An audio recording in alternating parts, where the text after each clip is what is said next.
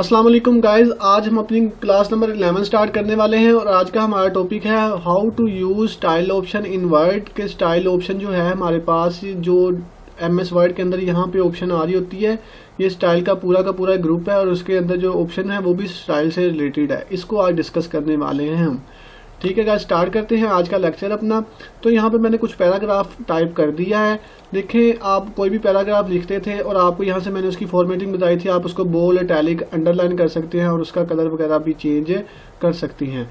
तो यहाँ पे अगर आप स्टाइल के जो ग्रुप के अंदर आएँ और यहाँ से स्टाइल्स के ऑप्शन में आएँ तो देखें, आप पहले कोई भी पैराग्राफ सेलेक्ट करें और यहाँ से उस बहुत सारे बने बनाए डिफरेंट स्टाइल्स आपको मिल जाते हैं, जिनके ऊपर बोल्ड, इटैलिक, अंडरलाइन या उसके नीचे जो लाइन स्पेसिंग है या पैराग्राफ स्पेसिंग है वो सब की सब चेंज होगी।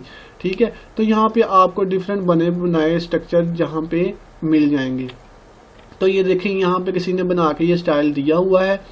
तो ये सारी ऑप्शन यहाँ स्टाइल्स के अंदर आपको डिफरेंट स्टाइल मिल जाते हैं, जो कि पहले से प्री सेट्स बने बनाए होते हैं, आपको बनाने की ज़रूरत नहीं पड़ती। लेकिन हमने जब ये सारा कुछ फ़ॉन्ट के अंदर डिस्कस किया तो ये सारे स्टाइल हम खुद से भी क्रिएट कर सकते हैं। अगर आप चाहते हैं कि नहीं, आप यहाँ से बना बनाया फ़ॉन्ट यूज़ करना चाहते हैं, बना बनाया स्टाइल यूज़ करना चाहते हैं, तो क्या करते हैं, आप सिंपल इन स्टाइल में से आकर ये एम्फसाइज वाला कोई भी स्टाइल ले लें और जब आप ये इसको सेलेक्ट कर लेंगे और अब इसके बाद जो भी आप टेक्स्ट लिखेंगे तो वो सिंपल इसी फ़ॉन्ट के अंदर लिखा जाएगा। तो आई होप ये स्टाइल की ऑप्शन भी आपको समझ आ चुकी होगी।